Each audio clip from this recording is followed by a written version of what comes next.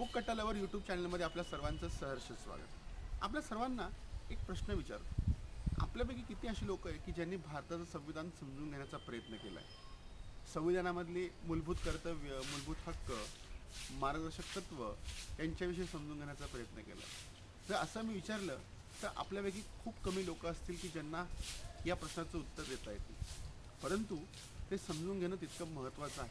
पण त्याच्याही पेक्षा महत्त्वाचा प्रश्न असा आहे की भारताचं संविधान ज्या व्यक्तीनं बनवलं, ज्या व्यक्तीनं ते संविधान बनवण्यासाठी सिंहाचा वाटा उचलला, ते व्यक्तिमत्व म्हणजे डॉक्टर बी आर आंबेडकर. जर आपण डॉक्टर बी आर आंबेडकर यांच्याविषयी विचारायचा प्रयत्न केला तर आपल्यापैकी किती लोक असे आहे की ज्यांना डॉक्टर बी आर आंबेडकर यांच्याविषयी पूर्णपणे माहिती आहे, त्यांचं जीवनचरित्र माहिती आहे, त्यांनी जीवनामध्ये कुठल्या कुठल्या क्षेत्रामध्ये काम केलं ते माहिती आहे, त्यांनी शिक्षण कुठल्या कुठल्या पद्धतीचं शिक्षण घेतलं हे माहिती आहे, त्यांचं शिक्षण घेत असताना त्यांना कोणत्या कोणत्या लोकांनी मदत केली हे माहिती आहे. तर आपल्यापैकी खूप कमी लोक असतील की ज्यांना डॉक्टर बी आर आंबेडकर यांच्याविषयी माहिती आहे.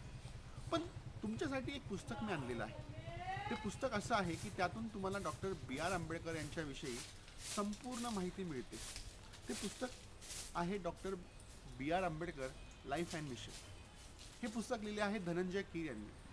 आता आपल्याला धनंजय कीर यांच्याविषयी जर सांगायचं झालं, धनंजय कीर यांनी भारतातील अशा अनेक महापुरुषांविषयी त्यांचं जीवनचरित्र लिहिलं आहे. त्यातून ते महापुरुष सर्वसामान्य लोकांपर्यंत पोहोचले गेले आहे आणि त्यापैकी डॉक्टर बी आर आंबेडकर आहे. आता माझ्या हातामध्ये जे पुस्तक उपलब्ध आहे ते इंग्रजी व्हर्जनचं आहे, परंतु याचं मराठी भाषांतर, मराठी लिखाण देखील याचं उपलब्ध आहे. डॉक्टर बाबासाहेब आंबेडकर ध्येय आणि त्या हिशोबाने त्या पुस्तकाचं आवृत्ती उपलब्ध आहे. याचा अर्थ असा आहे की हे डॉक्टर धनंजय कीर यांनी लिहिलेलं हे पुस्तक डॉक्टर बी आर आंबेडकर यांच्या जीवनावरचं हे अतिशय सोप्या आणि सुंदर अशा भाषेत लिहिलेलं आहे. जर आपल्यापैकी कोणी प्राथमिक वाचक असेल, प्राथमिक स्वरूपामधून डॉक्टर बी आर आंबेडकर यांचं जीवनचरित्र समजून घ्यायचं असेल तर त्यांच्यासाठी धनंजय कीर यांनी लिहिलेलं हे पुस्तक अतिशय महत्त्वाचं आहे. का? याचं प्रश्नाचं उत्तर असं आहे कारण की त्यांनी अतिशय सोप्या भाषेमध्ये हे चरित्र लिहिलेलं आहे. अतिशय मूलभूत गोष्टींचा उल्लेख या पुस्तकामध्ये केलेला आहे आणि एकंदरीत वाचकाला डॉक्टर बी आर आंबेडकर यांच्याविषयी इत्थंभूत माहिती मिळण्यासाठी मदत होते. आणि मला इतकं माहिती आहे की ज्या ज्या वेळेस आपल्या समाजामध्ये एखाद्या महापुरुषावरनं वाद निर्माण होतात, त्या वादावर आपण नेहमी प्रतिवाद करत असतो, त्याच्यावर आपण नेहमी विविध पद्धतीची टीका-टिप्पणी करत असतो. परंतु तो वाद निर्माण का झाला, त्या वादाचं मूळ कारण काय आहे हे समजून घेण्याचा प्रयत्न आपण कधी करत नाही. आणि ज्यावेळेस आपण अशा प्रकारची पुस्तकं आपण ज्यावेळेस वाचू त्यावेळेस आपल्याला त्या महापुरुषाविषयी योग्य पद्धतीची माहिती आपल्यापर्यंत ही येत असते. परंतु त्यासाठी आपण सर्वांनी ही पुस्तकं वाचणं गरजेचे आहे.